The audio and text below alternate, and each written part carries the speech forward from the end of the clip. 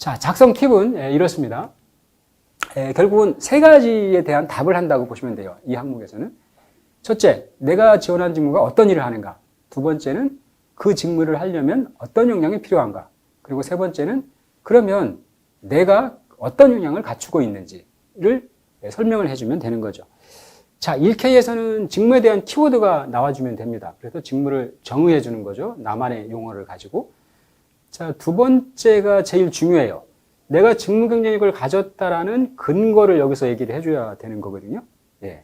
내가 왜 적합한지를 얘기를 해줘야 되는 거죠. 결국은 면접위원을 설득하는 가장 중요한 내용이라는 거고요. 그러니까 정보 성취도와 직무 경험으로 하는 게 좋겠다라는 얘기는 이미 말씀을 드렸습니다. 그리고 3K 마무리해서 그래서 내가 입사하면 어떠한 기여를 하겠다.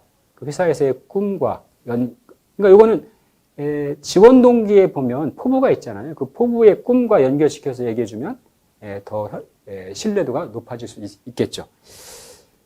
자, 이 부분에서 제가 권하는 예스는 이런 겁니다. 나만의 직무 정의를 간략히 하라는 거 하고요.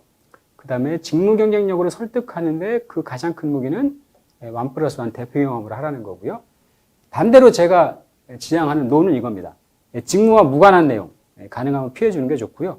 또 좀 사소한 경험을 여러 가지 나열하는 것도 그다지 좋은 거는 아닙니다. 이런 것들은 피해 주시면 좋겠습니다. 자, 그러면 실제 소환하고 수정안을 가지고 한번 어떤 컨셉에서 바꿨는지를 한번 살펴보도록 하겠습니다. 자, 첫 번째 포인트입니다. 여기서 보면 삼성의 새로운 팔방미인이라는 게 그다지 임팩트가 있는 것 같진 않아요. 그죠? 예. 나만의 어떤 직무 정의라 아니면 그 경쟁력이라는 생각이 좀 덜 되고요.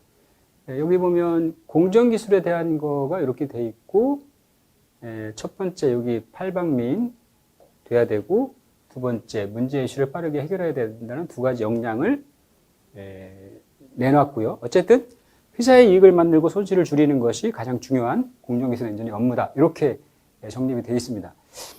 제가 고친 건 이렇습니다. 소제목을 이렇게 좀 바꿨어요, 제가. 디펙트 규명, 개선. 최상의 솔루션을 제공하는 게 공정기술 엔지니어의 직무라는 거예요. 그러니까 최상의 솔루션을 제공해서 디펙트를 규명하고 개선하는 게 공정기술 엔지니어라는 거죠. 요거는 사실은 그 잡 디스크립션의 롤에서 제가 인용을 한 거예요, 일부. 예. 그래서 소제목을 바꿨고, 요거는 소제목이 세 가지가 나오는데 그 중에 첫 번째입니다. 그래서 이 K는 제가 이렇게 썼습니다. 요거랑 맞붙여서 공정기술 엔지니어는 디펙트, 즉 불량의 발생 원인을 규명하고 근원적인 개선 활동에 필요한 최상의 솔루션을 제공을 합니다. 요게 이제 공정기술 엔지니어의 정의인 거죠. 그 다음에 바로 자신으로 들어갔어요. 저는 그 역할을 수행하기 위해서 첫 번째, 8대 공유 전반에 대한 이해를 했고요. 두 번째, 현장의 이슈를 분석, 해결할 수 있는 역량을 경험했습니다. 그래서 사실은 이 정의는 간단하게, 간략하게 해주고요. 오히려 그 정의를 내가 그 업무를 하기 위한 지원 직무를 내가 할 수 있다라는 나의 역량, 어필을 바로 들어간 거죠. 그죠? 그래서 두 가지의 역량을 이렇게 요약해서 보여주고, 그 다음의 내용은 사실은 두 가지 역량에 대한 세부적인 스토리가 되겠습니다. 반도체 소재에 대한 이해는 이렇게 좀 짧게 썼거든요. 저는 이거를 일단 소제목을 여기도 두 번째로 뒀습니다. 그래서 결국은 소자와 공정 지식을 가지고 반도체 미세 집적화에 내가 기여할 수 있다라는 걸 표현을 했고요. 소제목에서. 자, 이렇게 했습니다. 이건 똑같죠. 반도체 소재의 이해 필수적인 전자회로, 회로 실험, 또 프로젝트.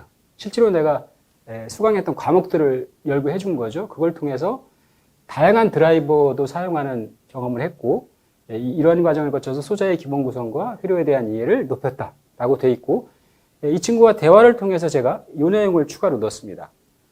프로젝트를 내가 진행하면서 사용한 소자의 DB를 엑셀로 정리를 해서 BJT, FET 종류를 상세하게 알 수가 있었다.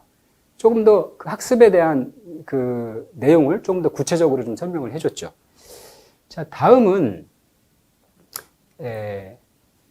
이 학습에 대한 내용 중에 여기 인터넷 강의와 전문 서적이라는 게 들어가 있는데요. 사실은 이런 표현은 그다지 좋은 것 같진 않아요. 구체성이 없기 때문이죠. 인터넷 강의라고 그러면 뭘 의미하는지. 제가 고친 건 이렇습니다.